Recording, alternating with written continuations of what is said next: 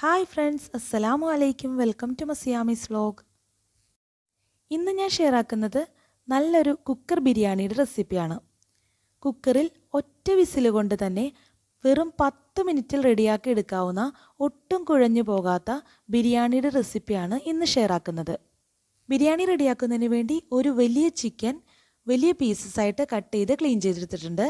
ഇതിലേക്ക് 1/2 ടീസ്പൂൺ മഞ്ഞൾപ്പൊടി, 1 table spoon നിറയെ മല്ലിപ്പൊടി, 1/2 table spoon red chilli powder, 1/2 table spoon garam masala, 1 table spoon biryani masala, 1 table spoon നാരങ്ങ നീര്, ആവശ്യത്തിന് ഉപ്പ് എന്നിവ ചേർത്ത് കൊടുക്കാം. ഇനി ഇതൊന്ന് നന്നായി ഒന്ന് മാരിനേറ്റ് ചെയ്തെടുക്കാം. മാരിനേറ്റ് ചെയ്ത് അരമണിക്കൂർ റെസ്റ്റ് ചെയ്യാൻ വെക്കണം.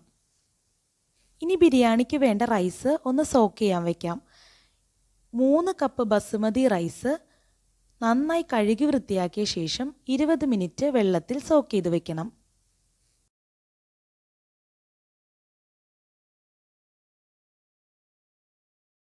ഇനി ബിരിയാണി റെഡിയാക്കുന്നതിന് വേണ്ടി കുക്കർ അടുപ്പിൽ വെച്ച് ഹീറ്റ് ചെയ്യാം.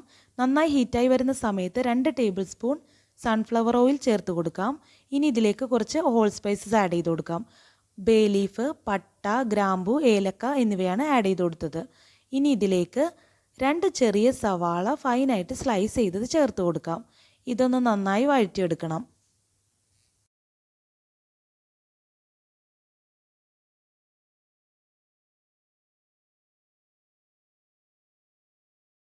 ഒരുപാട് വഴറ്റേണ്ട ആവശ്യമില്ല.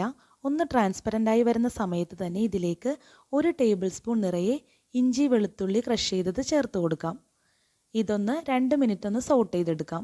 ഇതിൻ്റെ പച്ചമണമൊക്കെ ഒന്ന് മാറി വരുന്ന സമയത്ത് ഇതിലേക്ക് 2 വലിയ തക്കാളി ചോപ്പ് ചെയ്തത് ചേർത്ത് കൊടുക്കാം. തക്കാളി ഒരു 2 മിനിറ്റ് ഇതുപോലെ നന്നായി സോട്ട് ചെയ്തെടുത്ത ശേഷം ഇതിലേക്ക് ഒരു പച്ചമുളക് ചേർത്ത് കൊടുക്കാം. ഇനി ഇതിലേക്ക് 1 ടേബിൾ സ്പൂൺ ബിരിയാണി മസാലയും 1 ടേബിൾ സ്പൂൺ നെയ്യും ചേർത്ത് കൊടുക്കാം. ഇനി ഇത് 2 മിനിറ്റ് നന്നായി ഒന്ന് സോട്ട് ചെയ്ത് പച്ചമണം മാറി വരുന്ന സമയത്ത് ഇതിലേക്ക് നേരത്തെ മാരിനേറ്റ് ചെയ്ത് മാറ്റി വെച്ച ചിക്കൻ ചേർത്ത് കൊടുക്കാം. ചിക്കൻ ചേർത്ത് കൊടുത്ത ശേഷം മസാലയിൽ ചിക്കൻ നന്നായി ഒന്ന് സോട്ട് ചെയ്തെടുക്കണം. ഒരു 5 മിനിറ്റ് ഇതുപോലെ നന്നായി സോട്ട് ചെയ്തെടുക്കുന്ന സമയത്ത് ചിക്കൻ്റെ കളറൊക്കെ ഒന്ന് ചേഞ്ചായി വരും. നല്ല വൈറ്റ് കളറിൽ ഫ്ലഷ് കിട്ടുന്ന സമയത്ത് നമുക്കിതിലേക്ക് വേണ്ട വെള്ളം ചേർത്ത് കൊടുക്കാം. ചിക്കൻ മസാലയിൽ കിടന്ന് നന്നായി ഹീറ്റായി ഒന്ന് നല്ല വൈറ്റ് കളറായി വരുന്ന സമയത്ത് ഇതിലേക്ക് 3.25 കപ്പ് വെള്ളം ചേർത്ത് കൊടുക്കാം. 1 കപ്പ് റൈസിന് 1.25 കപ്പ് വെള്ളം എന്നുള്ള കണക്കിനാണ് കുക്കറിൽ ബിരിയാണി വെക്കുമ്പോൾ ചേർത്ത് കൊടുക്കേണ്ടത്. ഇതേപോലെ ചിക്കൻ കളർ മാറി വരുന്ന സമയത്ത് ഇതിലേക്ക് 3.25 കപ്പ് വെള്ളം ചേർത്ത് കൊടുത്തിട്ടുണ്ട്. ഇനി ഇതിൽ ഉപ്പ് ആവശ്യമെങ്കിൽ ഉപ്പ് ചേർത്ത് കൊടുക്കാവുന്നതാണ്. ഉപ്പ് ചേർത്ത് കൊടുത്ത് കുറച്ച് മല്ലിയിലയും പുതിനയിലയും ചേർത്ത് കൊടുത്ത ശേഷം ഒന്ന് ബോയിലാവാൻ തുടങ്ങുന്നത് വരെ വെയിറ്റ് ചെയ്യാം. ജസ്റ്റ് ഒന്ന് ബോയിലാവാൻ തുടങ്ങുന്ന സമയത്ത് തന്നെ സോക്ക് ചെയ്ത് വെച്ച റൈസ് ഡ്രെയിൻ ചെയ്ത് ഇതിലേക്ക് ചേർത്ത് കൊടുക്കാം. റൈസ് ചേർത്ത് കൊടുത്ത ശേഷം നന്നായി ഒന്ന് മിക്സ് ചെയ്തെടുത്ത ശേഷം കുക്കറിൻ്റെ മൂടി ഒന്ന് ക്ലോസ് ചെയ്യാം. ഇനി ഒരു വിസിൽ വരുന്നത് വരെ വെയിറ്റ് ചെയ്യാം. ഒരേ ഒരു വിസിൽ അടിച്ചാൽ മതി. ഒരു വിസിലാവുമ്പോൾ തന്നെ ഫ്ലെയിം ഓഫ് ചെയ്യാം.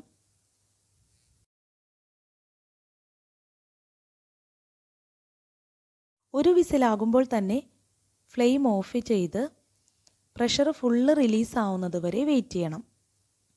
പ്രഷർ ഫുള്ള് റിലീസായി കിട്ടുന്ന സമയത്ത് കുക്കറിൻ്റെ മൂടി ഓപ്പൺ ചെയ്ത് റൈസ് വലിയൊരു ബൗളിലേക്ക് മാറ്റാം. ഒട്ടും കുഴഞ്ഞു പോകാതെ കിട്ടുന്നതിന് വേണ്ടിയാണ് ഇങ്ങനെ വലിയൊരു ബൗളിലേക്ക് റൈസ് മാറ്റുന്നത്.